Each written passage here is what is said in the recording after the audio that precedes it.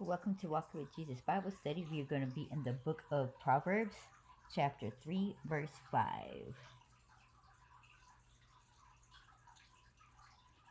Trust in the Lord with all thy heart, and lean not unto thy own understanding. I'm going to repeat that. Trust in the Lord with all thy heart, and lean not unto thy own understanding. God is asking us to trust Him completely, with everything, just as much as He asks us to love Him with all our mind, heart, and soul. We need to trust Him completely. And we can do this is by admitting that we cannot handle life's obstacles by ourselves. We do not simply have the power to overcome our difficulties alone. But once we surrender everything, and then we line our lives up with God's plan, we begin to trust His wisdom and His guide to direct. And then no matter how much, we think that we don't got it, we will realize it doesn't matter if we understand it or not. Because God's got it. We don't have to understand. We don't have to know the reasonings why this or that. We're just going to go ahead and trust and allow God to do it.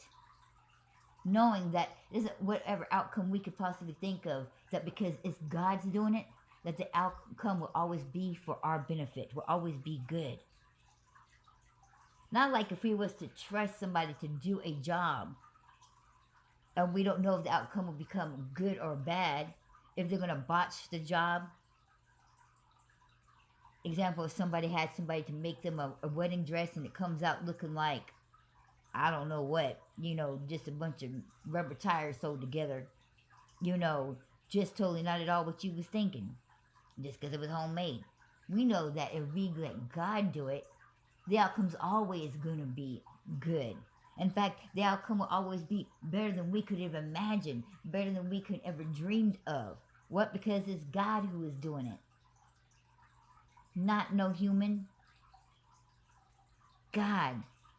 This is a divine individual, a divine being who has miracle powers, who gave everything life, who created everything. How could we not trust a person or a thing that sit there and created life itself? When we look around the whole world and how beautiful it is, and how detailed and complex every single thing is, the ingenuity between it all, the functioning of every little thing,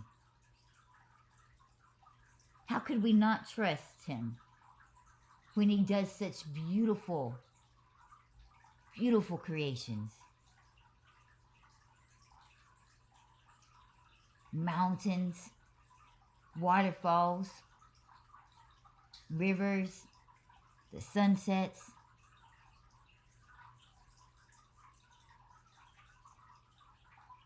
It's just amazing. But yet, being in our flesh, we humans, we sure do like to try to do things on our own. We sure do like to think with our own understanding. Believe it or not, there's a lot of people who do not believe in God because they cannot comprehend, cannot understand. Well, if He's God, how could He do that? When the answer is right in the Word. He's a God. If anybody who had the ability to do something that's impossible, it would be a person that would be called God, creator of all. That right there is just telling you in itself, like, duh.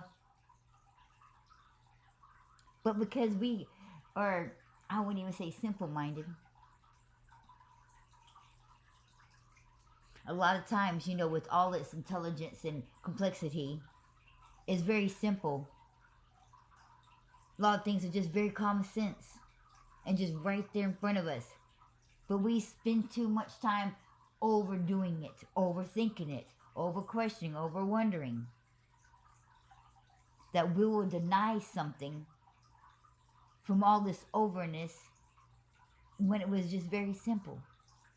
It is just that easy. It's so complex, it's easy. It's so crazy that it just might work, kind of a thing. God is great like that. He's amazing. In fact, when we're at the thing that seems to be the most impossible, that there's just no way. That is the person you should be running to the most. It's one person that creates, that loves doing the impossible, that loves showing out. Well, that sounds like a job for me. God loves being that man. He loves showing you who he is. He loves showing you how powerful he is so that you can and will trust in him more often, that you can come to him more often. Most times we just don't want to bother him. We don't think that we're worthy enough to bother him, that our problem's either too small or there's so much evil in the world, too much of this and that going on in the world, that we just don't deserve to go to him. We don't want to bother him, when it's just the opposite. God says to come to him. Do any and everything, come to him. Bring it to him. Give it to him. Tell him about it. Trust him because he's got it. There's a lot of people that's like, well, you know, I prayed to him and I put my trust in him and it didn't quite work out. Because while you was praying to him and putting your trust in him, well then days right before whatever your deadline or whatever it had to be, you turned around and took things into your own hands and then saying, well, things didn't work out because, see, now this happened and this happened. Well, how was that trusting God if you went ahead and put things into your own hands?